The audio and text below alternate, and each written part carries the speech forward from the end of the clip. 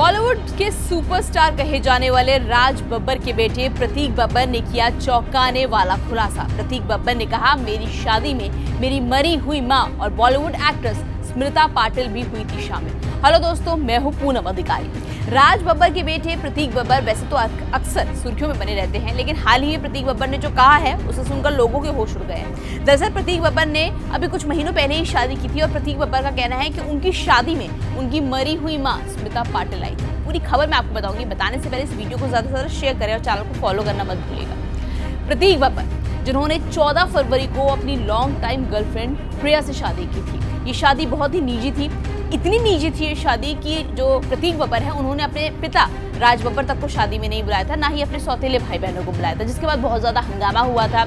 और प्रतीक बब्बर का कहना था कि वो ये शादी बहुत शांति में करना चाहते थे और उनके पिता के साथ बहुत अच्छे रिश्ते नहीं थे, इसी वजह से उन्होंने अपने पिता को शादी में नहीं बुलाया।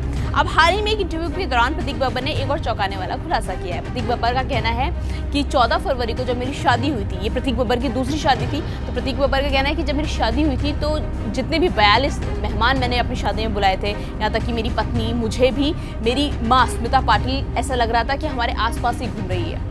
ऐसा लग रहा है उनकी आत्मा हमसे कुछ कहना चाहती है। दरअसल प्रतीक बब्बर ने अपनी जो माँ है उनकी स्मृता पाटिल के घर में ही शादी की थी, ये दूसरी शादी। और जब शादी में जब मंत्र और फेरे हो रहे थे तो प्रतीक बब्बर ने अपनी माँ स्मृता पाटिल की एक बड़ी सी ब्लैक एंड व्हाइट फोटो अपने जस्ट सामने ही रखी हुई थी।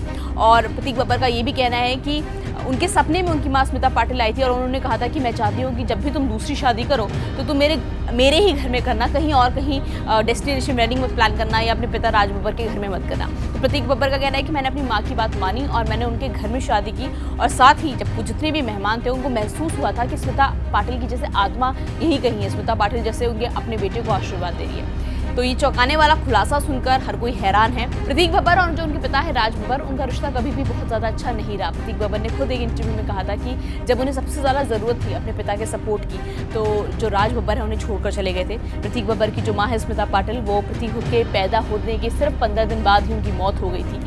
तो कहीं ना कहीं प्रतीक बब्बर का कहना है उनकी ज़िंदगी बहुत अकेली रही, उनके मुश्किल वक्त में कोई भी उनका साथ नहीं दिया, इसलिए उन्होंने अपनी शादी में किसी को नहीं बुलाया, सिर्फ उनकी माँ स्मृता पाटिल की आत्मा आई उन्हें आशीर्वाद देने। आपको क्या लगता है, क्या सचमुच आज की दौर पर इस तरह की बातों पर विश्वास करना आपको लगता है आप यकीन कर पाएंगे? जो भी आपकी राय है मुझे कमेंट बॉक्स में लिख के बताइएगा जरूर।